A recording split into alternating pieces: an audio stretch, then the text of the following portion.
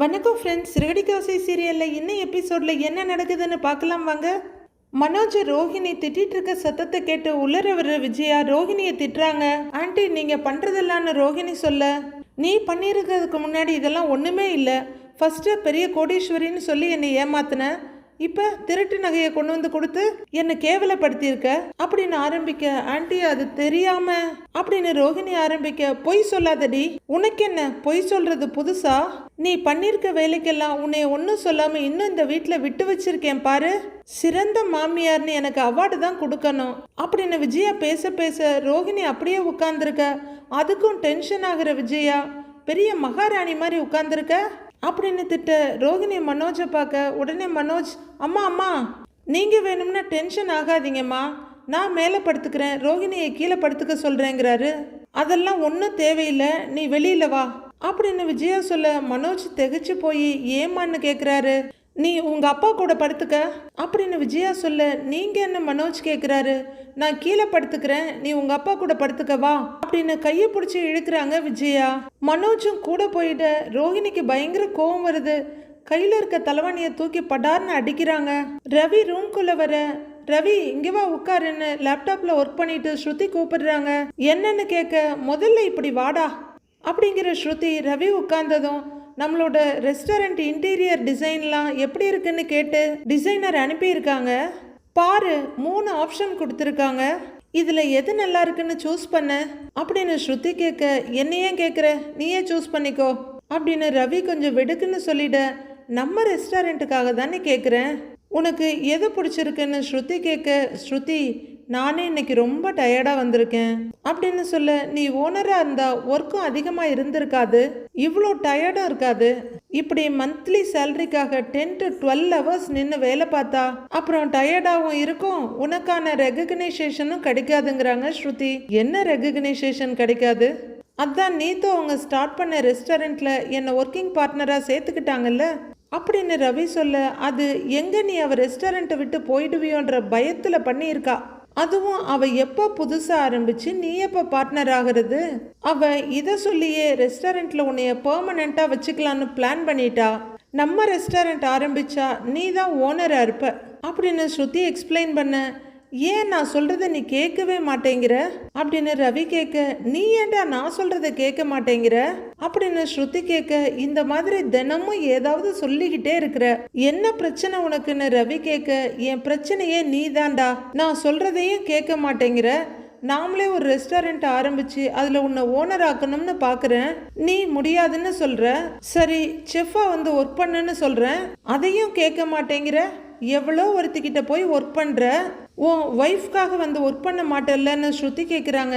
இதோ பாரு ஸ்ருதி, நாம் கரெக்டாக பிளான் பண்ணி டைம் எடுத்து உங்கள் அப்பா அம்மா கிட்ட காசு வாங்காமல் சொந்த காசில் ரெஸ்டாரண்ட் ஆரம்பிச்சா கண்டிப்பாக நானே இதெல்லாம் நீ சொல்லாமலே வந்து செய்வேன். நீ நீத்து மேலே இருக்க கோவத்தில் ஈகோவில் இதெல்லாம் பண்ணிக்கிட்டு இருக்க அப்படின்னு ரவி கரெக்டாக நியாயமாக சொல்ல, உனக்கு தாண்டா ஈகோ, ஒய்ஃப் கிட்ட போய் ஒர்க் பண்ணுறதுக்கு உனக்கு ஈகோ தடுக்குது அப்படின்னு ஸ்ருதி சொல்ல, அது உன் கற்பனை, நான் சம்பாதிச்சு என் சொந்த பணத்துல ரெஸ்டாரண்ட் ஸ்டார்ட் பண்ணணும், எனக்கும் இதை விட்டா வேற எதுவும் தெரியாது, ஆனா ரெஸ்டாரண்ட் ஆரம்பிச்சா அது என் சொந்த உழைப்புல இருக்கணும்னு நினைக்கிறேன், உனக்கு அதெல்லாம் புரியாது, வசதியா வளர்ந்துட்ட, அப்பா காசு நிறைய இருக்கு, அதனால சொந்தமா உழைச்சி ஒன்னு செய்யறதோட அருமை என்னன்னு உனக்கு தெரியவே தெரியாது அப்படின்னு ரவி சொல்ல, ஸ்ருதிக்கு ரொம்பவே கோவம் வந்துடுது. இடியட் மாதிரி பேசாத, நீ சொந்த காசுல ஆரம்பிக்கலான்னா அதுக்கு இன்னும் 5 to 6 years ஆகும் அப்படின்னு ஸ்ருதி சொல்ல, ஆகட்டும், எனக்கு அதுல எந்த பிரச்சனையும் இல்லை, குட் திங்ஸ் டேக் டைம்னு சொல்லுவாங்கல்ல, ஒரு நல்ல விஷயம் நடக்கிறதுக்கு டைம் ஆகும், when they happen they will be worth it அப்படின்னு ரவி சொல்ல, அது எவனாவது லேசியா இருக்கிறவன் சொல்லியிருப்பான், நமக்கு ஒரு விஷயம் வேணும்னா அதை அப்பவே செய்யணும், டைம் இஸ் லிமிட்டட், நமக்கு இருக்கிறதே கொஞ்சம் டைம் தான், நினைச்சத அப்பப்பவே செஞ்சிடணும்னு ஸ்ருதி சொல்ல, அதை நீ செஞ்சுக்கோ, என்னால் முடியாது, என்னால் எப்போ முடியுதோ அப்போ பண்ணிக்கிறேன் அப்படின்னு ரவி சொல்ல, நான் சொல்கிறத கேட்கவே மாட்டேல்ல அப்படின்னு ஸ்ருதி கத்த, ஏன் ஸ்ருதி இப்படி பிடிவாதமாக இருக்க அப்படின்னு ரவி கேட்க, நீ தாண்டா பிடிவாதமாக இருக்க அப்படின்னு ஸ்ருதி சொல்ல, உங்ககிட்ட பேசி எதுவும் நடக்க போறதில்ல அப்படிங்கிற ரவி நெக் பேண்ட் எடுத்து போட்டுக்கிட்டு மொபைலை கையில் எடுத்துக்கிட்டு மொபைலில் சாங் கேட்க ஆரம்பிக்க, ஸ்ருதியும் ப்ளூடூத்தில் சாங் கேட்க ஆரம்பிச்சிடுறாங்க. 2 பேரும் தலையாட்டி ரசிச்சிட்டு இருக்காங்க. இவ்வளவு நேரம் எலியும் பூனையுமா அடிச்சுட்டு இருந்தவங்க இப்ப சாங் கேட்கறதுல ஒத்து போய் ஒரே மாதிரி கை அசைவு ஒரே மாதிரி ரசிப்புன்னு இருக்காங்க. 2 பேரும் கண்ணை மூடி பாட்டை ரசிச்சுக்கிட்டு ஒரே மாதிரி ஆக்ஷன் கொடுத்துட்டு இருக்காங்க.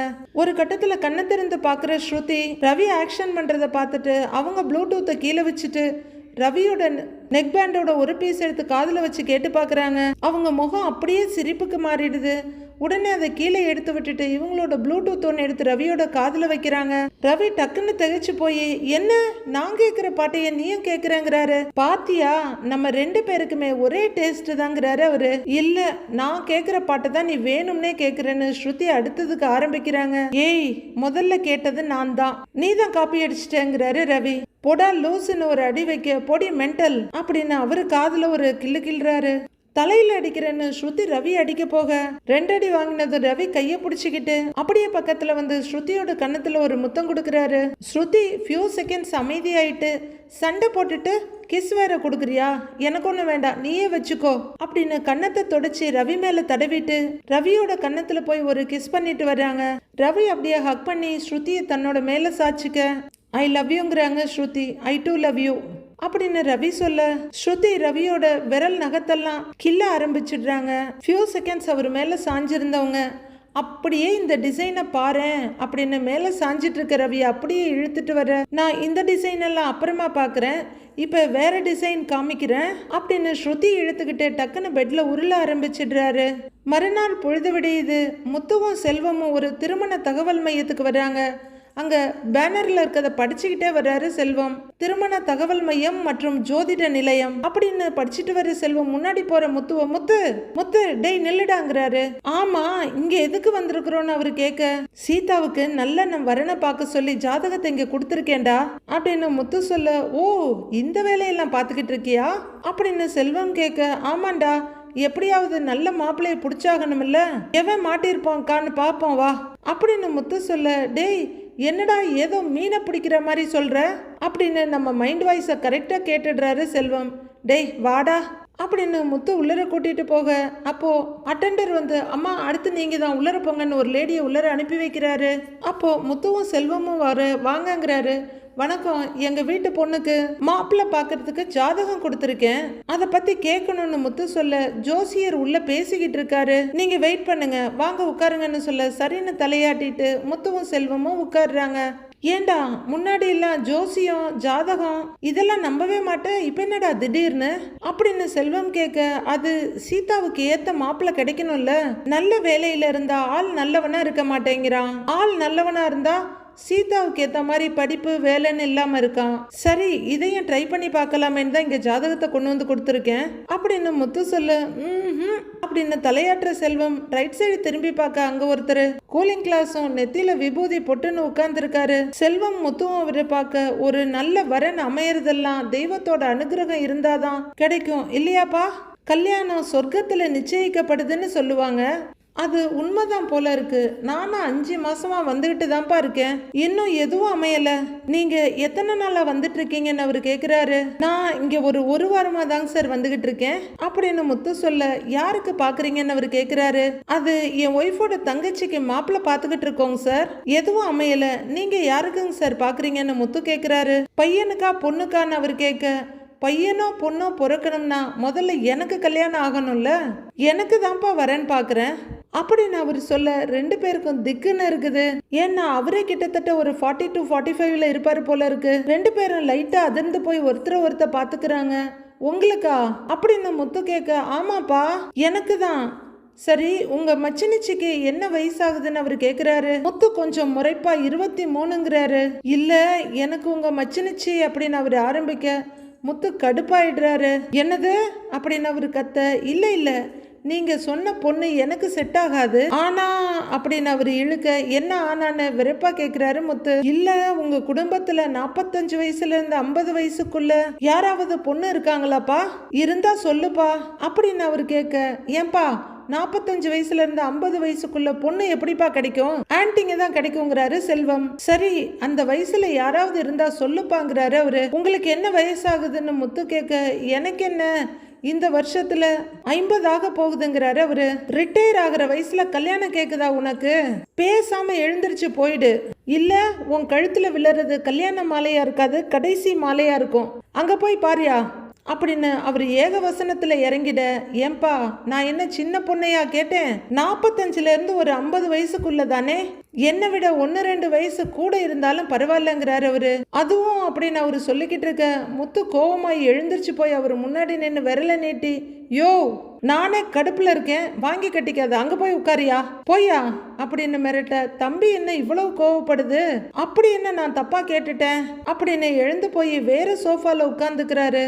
டேய் தேவையில்லாம எதுக்கு அந்த ஆள் கிட்ட கோவப்பட்டுட்டு இருக்க அப்படின்னு செல்வம் கேட்க, டேய் நமக்குன்னு கடுப்பேத்துறதுக்குன்னே வர்றானுங்கடா, என்ன தரகராக்கிட்டு இருக்கான் அப்படின்னு முத்து புலம்பிக்கிட்டு இருக்க. சார் நீங்க உள்ளர போங்கன்னு அசிஸ்டன்ட் வந்து சொல்றாரு.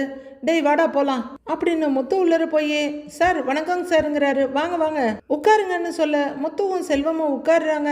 சார் ஜாதகம் கொடுத்திருந்தேனேங்க சார்னு முத்து சொல்ல, சீதாங்கிற பொண்ணு தானே, அந்த பொண்ணுக்காகவே பொருந்த மாதிரி ஒரு பையனோட ஜாதகம் பொருந்தி வந்திருக்குப்பா அப்படின்னு அவரு சொல்ல, 2 பேரும் சந்தோஷமா ஒருத்தர் பார்த்துக்கிட்டு, அப்படிங்களா சார்னு முத்து கேக்குறாரு. ரொம்ப சந்தோஷங்க சார். மாப்பிள்ளை யாரு, என்னவா இருக்காரு, நல்ல இடமா, படிச்சவரா, சொல்லுங்க சார்னு முத்து கேட்க, இருப்பா அந்த பையனோட அம்மாவையே வர சொல்லியிருக்கேன் அப்படிங்கிற இன்சார்ஜ் சிவான்னு கூப்பிட அந்த அட்டெண்டர் வந்து நிக்கிறாரு. அந்த அம்மா வந்துட்டாங்களான்னு கேட்க, இப்பதாங்க சார் வந்தாங்கிறாரு அவரு. சரி உள்ளர வர சொல்லு அப்படின்னு அவர் சொல்ல, ஓகேங்க சார்னு அசிஸ்டன்ட் வெளியே போறாரு. சார் மாப்பிள்ளை எந்த ஊருங்க சார், அவர் என்ன வேலை பாக்குறாரு, அவர் பேர் என்னங்க சார்னு முத்து கேட்டுட்டு இருக்க, ஒரு நிமிஷம் அப்படின்னு இன்சார்ஜ் ஜாதக நோட்டை எடுத்துட்டு இருக்காரு.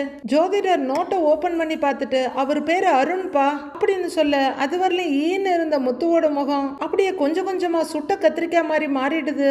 அருணா அப்படின்னு அவரு கேட்டுட்டு இருக்கும் போதே அருணோட அம்மா கதவை திறந்துட்டு உள்ளர வர்றாங்க. ஸ்மைலிங் ஃபேஸோட வந்தவங்க உள்ளர உட்கார்ந்துருக்க முத்துவை பார்த்தவொன்னா அப்படியே முகத்தை இறுக்கி பிடிச்சிக்கிறாங்க. இது தெரியாம அந்த பக்கம் திரும்புற ஜோதிடர், இவங்க தான் அந்த பையனோட அம்மா அப்படின்னு சொல்ல, முத்து அவங்கள மறைச்சுக்கிட்டு இருக்காரு. அவங்களும் முத்துவை வெறுப்பா பார்த்துட்டு இருக்க, வாங்கம்மாங்கிறாரு ஜோதிடர். அவங்க பக்கத்துல வர முத்துவும் செல்வமும் எழுந்து நிக்கிறாங்க. நான் போன்ல சொல்லியிருந்தேன்ல ஒரு ஜாதகம் பொருந்தி வந்திருக்குன்னு, அது இவங்க வீட்டு பொண்ணு தான், இவர் சம்சாரத்தோட தங்கச்சி தான். இவர் கொடுத்த பொண்ணு ஜாதகத்தையும் உங்க பையன் ஜாதகத்தையும் பார்த்தேன், அத்தனை பொருத்தமும் சரியா பொருந்தி வந்திருக்குமா, 10ல 10 பொருத்தமும் சரியா இருக்கு. இப்படி ஒரு பொருத்தம் அமையறதெல்லாம் அபூர்வமா அப்படின்னு ஜோதிடர் சொல்லிட்டு இருக்க. கடுப்பாகிற முத்து, செல்வம் வாடா போலாங்கிறாரு. அவரு 2 எட்டு நடக்க, என்னாச்சுப்பான்னு ஜோதிடர் கேட்க, முத்து நின்னு பாக்குறாரு. இது ரொம்ப நல்ல ஜாதகம் அப்படின்னு ஜோதிடர் சொல்ல, ஜாதகம் நல்லா இருந்தா ஆள் நல்லா இருப்பான்னு அர்த்தம் இல்ல, நீங்க இனிமே எங்க வீட்டு பொண்ணுக்கு பார்க்க வேண்டாம், வாடா செல்வம் அப்படின்னு நடக்க ஆரம்பிக்க. டேய் அப்படின்னு கூப்பிட்டுக்கிட்டே செல்வமும் பின்னாடியே போறாரு. போற முத்துவையை வெறுப்பா பார்த்துட்டு அருணோட அம்மா அங்க ஒரு சேர்ல உட்கார, என்னம்மா இது, எதுக்கு இப்படி கோவப்பட்டுட்டு போறாருன்னு எனக்கு புரியவே இல்லையே, எல்லா பொருத்தமும் நல்லா இருக்கு, இந்த 2 ஜாதகக்காரங்களுக்கும் கல்யாணம் பண்ணி வச்சா அவங்க சந்தோஷமா இருப்பாங்கம்மா அப்படின்னு ஜோதிடர் சொல்ல, அது எனக்கும் தெரியுங்க ஐயா, நீங்க சொல்ற பொண்ணு பேரு சீதா தானே அப்படின்னு அருணோட அம்மா கேட்க, ஆமா அது எப்படி உங்களுக்குன்னு அவரு கேட்க, என் பையன் விரும்புறதே அந்த பொண்ணதான், அவ என் வீட்டு மருமகளா வரணும்னு தான் நானும் ஆசைப்பட்டேன் அப்படின்னு அருணோட அம்மா சொல்ல, அப்படின்னா இது ரொம்ப நல்ல விஷயம் தானே, கல்யாணம் பண்ணி வச்சிடலாமேன்னு கேக்குறாரு ஜோதிடர். இப்ப போனாரே அவராலதான் இந்த கல்யாணம் நடக்காம இருக்கு, என் பையனுக்கும் இவருக்கும் சண்டை, அதனாலதான் அப்படின்னு அருணோட அம்மா சொல்ல, ஓ புரியுது, ஆனா ஒண்ணுமா, இந்த பொண்ணுக்கு உங்க பையனை கல்யாணம் பண்ணி வச்சா அவங்க வாழ்க்கை ரொம்ப சந்தோஷமா இருக்குமா, இதை விட நல்ல ஜாதகம் உங்க பையனுக்கு அமையாது, முடிஞ்சா பேசி கல்யாணத்தை பண்ண பாருங்க அப்படின்னு ஜோதிடர் சொல்ல, என்ன சொல்றதுன்னு தெரியாம உட்கார்ந்துருக்காங்க அருணோட அம்மா. வெளியே வர்ற முத்துவ, டேய் முத்து, அந்த ஆள் தான் ஜாதகம் பொருத்தம் எல்லாம் கரெக்டா இருக்குன்னு சொல்றாரு, அப்புறம் ஏன் வந்துட்ட, ஆனா அந்த பையன் பேரும் அருண் தான் பாருங்கிறாரு செல்வம். கடுப்பாகிற முத்து, டேய் அந்த போலீஸ்காரன் அருணை தாண்டா சொல்றாரு, அந்த ஆளு உள்ள இருந்தது அவனோட அம்மா தான் அப்படின்னு முத்து சொல்ல, ஓ அதுதான் கதையா, ஆனா பாரு ஜாதகமே சொல்லுது 2 பேருக்கும் பொருத்தம் இருக்குன்னு அப்படின்னு செல்வம் சொல்ல, கடவுளே சொன்னாலும் அந்த அருணுக்கு சீதாவை கட்டி வைக்க மாட்டேன் அப்படின்னு கடுப்பா சொல்லிட்டு முத்து அங்கிருந்து போக, என்னடா இவங்கிற மாதிரி பாக்குறாரு செல்வம். ஸ்ருதி ரூம்ல இருந்து வெளியே வர, ஸ்ருதி பிரேக்ஃபாஸ்ட் எல்லாம் ரெடியா இருக்கு, வாங்க சாப்பிடலாம் அப்படின்னு மீனா கேட்க, எனக்கு பிரேக்ஃபாஸ்ட் வேண்டாம் மீனா, எனக்கு ஒரே டென்ஷனா இருக்குங்கிறாங்க. ஏன், என்னாச்சு, எதுக்கு டென்ஷனா இருக்கீங்க அப்படின்னு மீனா கேட்க, நான் ஆரம்பிக்க போற ரெஸ்டாரண்ட்டுக்கு இன்டீரியர் டிசைன் பண்ணணும், அதுக்கு கலர் சூஸ் பண்ணணுங்கிறாங்க ஸ்ருதி. உங்களுக்கு பிடிச்ச கலரை போடுங்கன்னு மீனா சொல்ல, இல்ல மீனா, ரவிக்கும் அது பிடிக்கணும். ரவி கிட்ட அவனுக்கு பிடிச்ச கலர் கேட்டா அவன் சொல்லவே மாட்டேங்கிறான். அவனுக்கு பிடிக்காத கலரையும் பண்ண முடியாது. எனக்கு ஒரு ஹெல்ப் பண்ண முடியுமான்னு ஸ்ருதி கேட்க, சொல்லுங்க ஸ்ருதிங்கிறாங்க மீனா. நீங்க ரவி கிட்ட அவனுக்கு என்ன கலர் பிடிக்கும்னு கொஞ்சம் கேட்டு சொல்றீங்களா அப்படின்னு ஸ்ருதி கேட்க, நான் எப்படி அதை கேட்க முடியும், நீங்களே கேட்டு பாருங்க அப்படின்னு மீனா கேட்க, இல்ல மீனா, நான் கேட்டா கண்டிப்பா அவன் சொல்ல மாட்டான். அவனுக்கு ரெஸ்டாரண்ட் ஆரம்பிக்கிறதுல கொஞ்சம் கூட இன்ட்ரெஸ்டே இல்லாம இருக்கிறான்.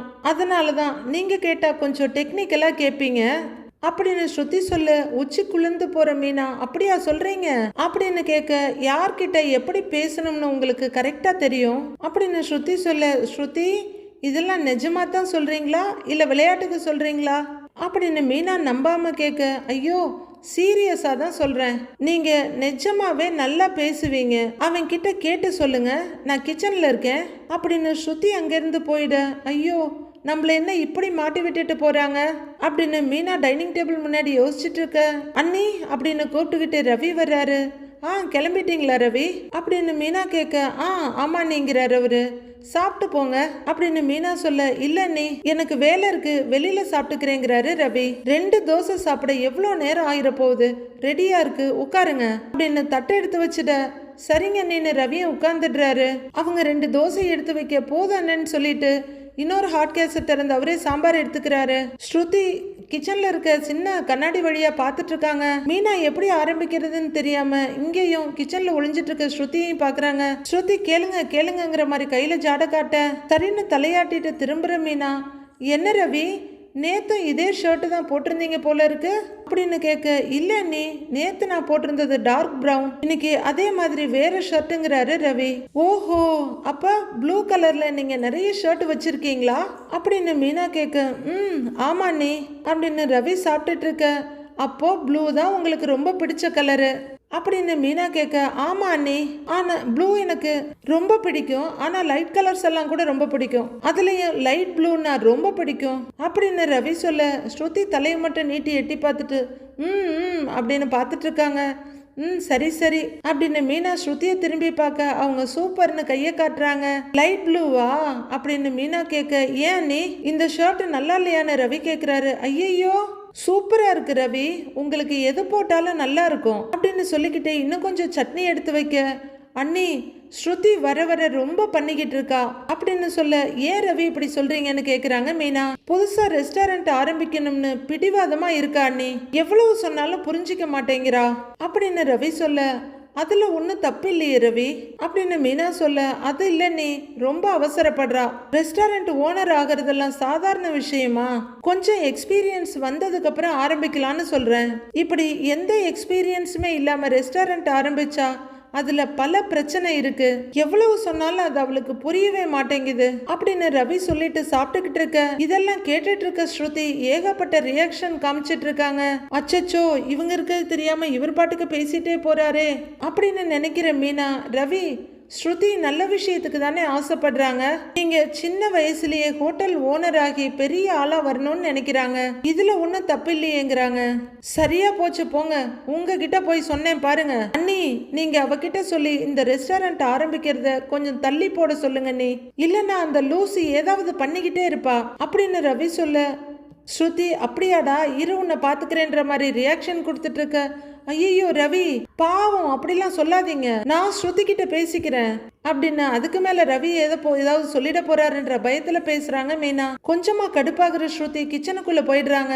ரவி சாப்பிட்டு கையை கழுவிட்டு சரி நீ போயிட்டு வரேன்னு கிளம்பிடுறாரு. அங்கிருந்து எட்டி பார்த்து கன்ஃபார்ம் பண்ணிட்டு வெளியே வர்ற ஸ்ருதி, கையை கொடுங்க மீனா, நான் தான் சொன்னேன்ல நீங்க கரெக்டா பேசி ஆன்சர்லாம் வாங்கிடுவீங்கன்னு, தேங்க்யூ, எங்க ரெஸ்டாரண்ட்டுக்கு ப்ளூ கலர்லயே இன்டீரியர்லாம் பண்ண சொல்லிடுறேன், ஆனா அவன் என்ன ஓவரா திட்டுறான்ல, கவனிச்சுக்கிறேங்கிறாங்க ஸ்ருதி. ஸ்ருதி, ரவி இப்போ ஹோட்டல் ஆரம்பிக்க வேணாம்னு நினைக்கிறாரு, அவசரப்படுறீங்களோன்னு ஃபீல் பண்றாரு அப்படின்னு மீனா மெதுவா சொல்ல, மீனா நாம இப்பவே ரெஸ்டாரண்ட் ஆரம்பிச்சாதான் லைசன்ஸ் அது இதுன்னு நிறைய ப்ராசஸ் இருக்கு, எப்படியும் 6 மந்த்ஸுக்கு மேல ஆயிடும், அதுக்குள்ளேயே நான் அவன் மைண்டை சேஞ்ச் பண்ணிடுவேன், விடுங்க பாத்துக்கலாம் அப்படின்னு சொல்லிட்டு ஸ்ருதியும் கிளம்பிடுறாங்க. அடுத்து மனோஜ் ஆமா ரோஹிணின்னு சொல்லிக்கிட்டு அவங்க ரூம் கதவை திறந்து வெளியே வர, பக்கத்து ரூம் கதவை திறந்துக்கிட்டு விஜயாவும் வெளியே வர்றாங்க. உடனே விஜயா அவங்க முன்னாடி வந்து கிளம்பிட்டியா, ஏய் நான் கேட்ட பணம் எங்கன்னு கேக்குறாங்க. ஆண்டி இந்த வாரத்துக்குள்ள பணம் வந்துடும் ஆண்டின்னு ரோஹிணி சொல்ல, எங்க இருந்து வரும், தபால்ல வருமா கொரியர்ல வருமா, எங்க இருந்து வரும்னு விஜயா கேட்க, ஒருத்தங்க கிட்ட பணம் கேட்டிருக்கேன், ஒரு வாரத்துக்குள்ள தரேன்னு சொல்லியிருக்காங்க, கண்டிப்பா வந்துடும் ஆண்டின்னு ரோஹிணி சொல்ல, உனக்கு ஒரு வாரம் தான் டைம், ஒரு வாரத்துக்குள்ள பணம் வரலன்னு வையே, அப்புறம் இவன் கடைக்கு உன்னை போக விடாம பண்ணிடுவேன், பாத்துக்கன்னு சொல்லிட்டு ரூம்குள்ள மறுபடியும் போயிடுறாங்க. ச்சே கிளம்பும் போதே அப்செட் பண்ணிட்டாங்க அப்படின்னு ரோஹிணி சீன் போட்டுட்டு இருக்க, கோவத்துல இருக்காங்க, பணத்தை கொடுத்தா நார்மல் ஆயிடுவாங்க அப்படின்னு மனோஜ் ஹஸ்கி வாய்ஸ்ல சொல்ல, இப்ப கூட பணம் கேட்காதீங்கன்னு அவங்க கிட்ட சொல்ல மாட்டேல்ல, உன்னை கூட வச்சுட்டு என்னால ஒண்ணுமே பண்ண முடியாது அப்படின்னு ரோஹிணி கடுப்பா சொல்லிட்டு இருக்கும் போதே அவங்க மொபைல் ரிங் ஆகுது. சொல்லு வித்யான்னு அவங்க கால் அட்டன் பண்ணி சொல்ல, ரோஹிணி உன்னை கொஞ்சம் பார்க்கணுங்கிறாங்க அவங்க, நான் வந்துடுறேன்டி, என்னடி பணம் ரெடியான்னு ரோஹிணி கேட்க, நீ வா நான் சொல்றேங்கிறாங்க வித்யா. சரி நான் உடனே வர்றேன் அப்படிங்கன்னு காலை வச்சிடுற.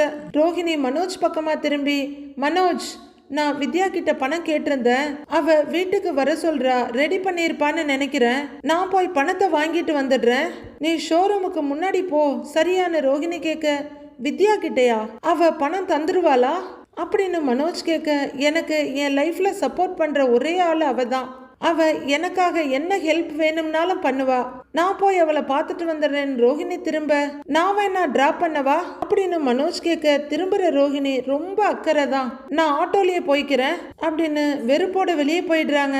மனோஜ் அப்படியே யோசிச்சுட்டே நிக்கிறாரு. கார் ஷெட்ல முத்து, செல்வம், கார்த்தி 3 பேரும் பெஞ்சில் உட்கார்ந்துருக்க, தினேஷ் அவங்க பக்கத்துல நின்னுட்டு இருக்காரு. டேய் முத்து, நீயும் சீதாவுக்கு வளைச்சு வளைச்சு மாப்பிள்ள தேடுற, ஆனா நீ போற இடத்துக்கெல்லாம் அருண் வந்து நிக்கிற மாதிரி நீ மாப்பிள்ள போய் தேடுற இடத்துலயும் அருண் வந்து நிக்கிறாப்ல, ஒருவேளை கடவுளே அருணுக்கும் சீதாவுக்கும் முடிச்சு போட பாக்குறாரோ அப்படின்னு செல்வம் சொல்ல, டேய் நீ என்ன அந்த கடவுளுக்கு அசிஸ்டண்டாடா, உங்ககிட்ட வந்து கடவுள் சொன்னாராடா, சும்மா ஏதாவது சொல்லிக்கிட்டு இருக்காத, எனக்கு தெரிஞ்சு வேணும்னே அந்த அருண் ஜோசியக்காரங்கிட்ட கொண்டு போய் ஜாதகத்தை கொடுத்துட்டு வந்திருப்பான் அப்படின்னு முத்து சொல்ல, டேய் அந்த அளவுக்கெல்லாம் நீ யோசிக்காதடா, இதெல்லாம் யதார்த்தமா நடந்தது அப்படின்னு செல்வம் சொல்ல, எப்படி இருந்தாலும் சரி அவனுக்கு சீதாவை கல்யாணம் பண்ணி கொடுக்க மாட்டேன், எப்படியாவது நல்ல மாப்பிள்ளையா தேடி கண்டுபிடிக்கிறேனா இல்லையான்னு பாரு அப்படின்னு முத்து சொல்லிக்கிட்டு இருக்க, என்னவோ சரிதான் போ அப்படின்னு செல்வம் சொல்லிக்கிட்டு இருக்க. 2 பேரு அந்த பக்கம் பேசிக்கிட்டே வர்றாங்க. நான் சொன்ன ஆள் இங்கதான்ப்பா இருக்காரு அப்படின்னு கூட வர பையன்கிட்ட சொல்ற அந்த பெரியவர் முத்துன்னு கூப்பிட, நான் தாங்க சார்னு எழுந்து பக்கத்துல வந்து நிக்கிறாரு முத்து. முத்துவை நிமிந்து பாக்குறவரு, இவரா, இவர் எனக்கு நல்லா தெரியும், நான் முன்னாடி கார் டிரைவரா தான் இருந்தேன், இப்போ ஓட்டுறது இல்ல, சுகுமார்னு ஒரு ஓனர் கிட்ட ஓட்டிக்கிட்டு இருந்தேன், உங்களுக்கு கூட தெரிஞ்சிருக்குமேன்னு அந்த பெரியவர் சொல்ல, ஆமா ஆமா அந்த டிராவல்ஸ்க்கு நான் கூட அடிக்கடி வந்திருக்கேங்கிறாரு முத்து. இப்ப ஒரு 4 கார் வாங்கி வாடகைக்கு விட்டுருக்கேன் அப்படின்னு பெரியவர் சொல்ல, அப்படிங்களா, நல்ல விஷயம் தானே, இதுவும் நல்ல முன்னேற்றம் தானேங்கிறாரு முத்து. இப்போ உங்ககிட்ட ஒரு முக்கியமான விஷயம் பேசணும்னு வந்திருக்கேன் அப்படின்னு பெரியவர் சொல்ல, சொல்லுங்கங்கிறாரு முத்து. வாங்க அப்படி போய் பேசலாம் அப்படின்னு பெரியவர் முத்துவை கூட்டிகிட்டு கொஞ்சம் தள்ளி வந்து, நான் டிரைவரா இருந்தாலும் என் பசங்களை நல்லா படிக்க வச்சிருக்கேன், என் பையன் இப்ப துபாயில இருக்கான், நல்ல வேலையில இருக்கான், நல்லா சம்பாதிக்கிறான், அவனுக்கு இப்ப பொண்ணு பார்த்துக்கிட்டு இருக்கோம். அப்பதான் பழைய டிராவல்ஸ்ல ஒருத்தர் சொன்னாரு, இந்த மாதிரி முத்து அவங்க மச்சினிச்சிக்கு மாப்பிள்ள பார்த்துட்டு இருக்கதா சொன்னாரு அப்படின்னு பெரியவர் சொல்ல, ரொம்ப சந்தோஷமாகிற முத்து, ஆமாங்க பேரு சீதா, ரொம்ப நல்ல பொண்ணு, ஹாஸ்பிட்டல்ல அக்கவுண்ட்ஸ் வேலை பார்த்துக்கிட்டு இருக்கா அப்படின்னு முத்து சொல்ல, நான் டிரைவரா இருந்ததாலேயே நிறைய பேரு என் பையனுக்கு பொண்ணு கொடுக்க யோசிக்கிறாங்க, நீங்களும் நம்ம மாதிரி டிரைவர் வேலை பாக்குறவங்க தான், என் பையனை நான் நல்லா வளர்த்துருக்கேன், அதான் உங்க வீட்டு சம்பந்தம் பேசலாம்னு அவரு சொல்ல, அப்படிங்களா, ரொம்ப சந்தோஷங்க, நானும் நிறைய இடத்துல பாத்துக்கிட்டு இருக்கேன், ஆனா எதுவுமே செட் ஆகி வரல, சீதா ரொம்ப நல்ல பொண்ணு, புத்திசாலி, குடும்பத்து மேல ரொம்ப அக்கறையா இருப்பா, உங்க வீட்டுக்கு நல்ல மருமகளா இருப்பா, நாம பேசிடலாம், ஒரு நல்ல நாளா பார்த்து நீங்க வீட்டுக்கு வாங்க அப்படின்னு முத்து மூச்சு விடாம பேசிடுறாரு. மாப்பிள்ளையோட போட்டோ ஏதாவது இருக்கான்னு முத்து கேட்க, கொடுக்கறேன்ப்பா அப்படின்னு அந்த பெரியவர் சொல்லிட்டு இருக்க. பெரியவர் கூட வந்த பையன், ஒரு நிமிஷம் வாங்க அப்படின்னு கட்டாயப்படுத்தி கொஞ்சம் தள்ளி கூட்டிட்டு போறாரு. கொஞ்சம் தள்ளி வந்து, இவன் வீட்டு பொண்ணுதான் பார்க்க வந்திருக்கீங்கன்னு தெரிஞ்சா வேணான்னு சொல்லியிருப்பேன் அப்படின்னு அந்த பையன் சொல்ல, ஏன்பா இப்படி சொல்றேன்னு பெரியவர் கேக்குறாரு. இவன் கதை எனக்கு நல்லா தெரியும், இவன் பொண்டாட்டியோட தங்கச்சி டிராபிக் போலீஸ லவ் பண்ணிட்டு இருக்கா அப்படின்னு அந்த பையன் சொல்லிட்டு இருக்க முத்து அவங்க கொலீக்ஸோட பேசிக்கிட்டு இருக்காரு. என்னப்பா சொல்ற அப்படின்னு பெரியவர் கேட்க, ஆமாண்ணே, நான் எனக்கு தெரிஞ்ச ஒருத்தர் மூலமா கேள்விப்பட்டேன் அப்படின்னு அந்த பையன் சொல்ல, அப்புறம் ஏன்பா வேற மாப்பிள்ள பாக்குறாங்கன்னு பெரியவர் கேக்குறாரு. அது இந்த முத்துக்கும் அந்த போலீஸ்க்கும் ஏதோ சண்டை போல, அதனால இவன் வீட்டு பொண்ணு அந்த போலீஸ்க்கு கட்டித்தர மாட்டேன்னு சொல்லிக்கிட்டு இருக்கான். ஆனா அந்த பொண்ணு இன்னமும் அந்த போலீஸ்காரனை தான் லவ் பண்ணிட்டு இருக்கு. நீங்க பாட்டுக்கு சம்பந்தம் பேசி அப்புறம் அந்த பொண்ணு கல்யாணத்தன்னைக்கு ஓடி போயிருச்சுன்னா உங்க பையனோட கதின்னு அந்த பையன் கேட்க, ஐயோ இதெல்லாம் நமக்கு செட் ஆகாதுப்பாங்கிறாரு பெரியவர். வா சொல்லிடலாம் அப்படின்னு பெரியவர் அந்த பையனும் வர, ஒத்து போயிருச்சுன்னா பார்த்து பேசி முடிச்சிடலாம் அப்படின்னு முத்து சந்தோஷமா அவங்க கிட்ட பேசிட்டு இருக்க பெரியவர் மறுபடியும் வந்து முத்துன்னு கூப்பிடுறாரு. உடனே திரும்புற முத்து பரபரப்பா, நாளைக்கு கூட நீங்க வீட்டுக்கு வாங்க சார், நான் பேசி வச்சிடுறேன்னு சொல்ல, இல்லப்பா நான் சரியா விசாரிக்காம வந்துட்டேன், எனக்கு உங்க வீட்டு சம்பந்தம் சரியா வரும்னு தோணல அப்படின்னு பெரியவர் சொல்ல முத்து திகைச்சு போய் ஏன்னு கேக்குறாரு. இல்லப்பா பொண்ணு கேட்டு வரும்போது நீ இதெல்லாம் மறைச்சா எப்படிப்பா அப்படின்னு பெரியவர் சொல்ல, என்ன மறைச்சேங்க சார்னு முத்து கேக்குறாரு. உன் பொண்டாட்டியோட தங்கச்சி ஏதோ ஒரு போலீஸ் கான்ஸ்டபிள லவ் பண்றாளாமே அப்படின்னு பெரியவர் கேட்க முத்து அதிர்ந்து போறதை விட பின்னாடி இருக்க 3 பேரும் ரொம்பவே அதிர்ந்து போய் பாக்குறாங்க.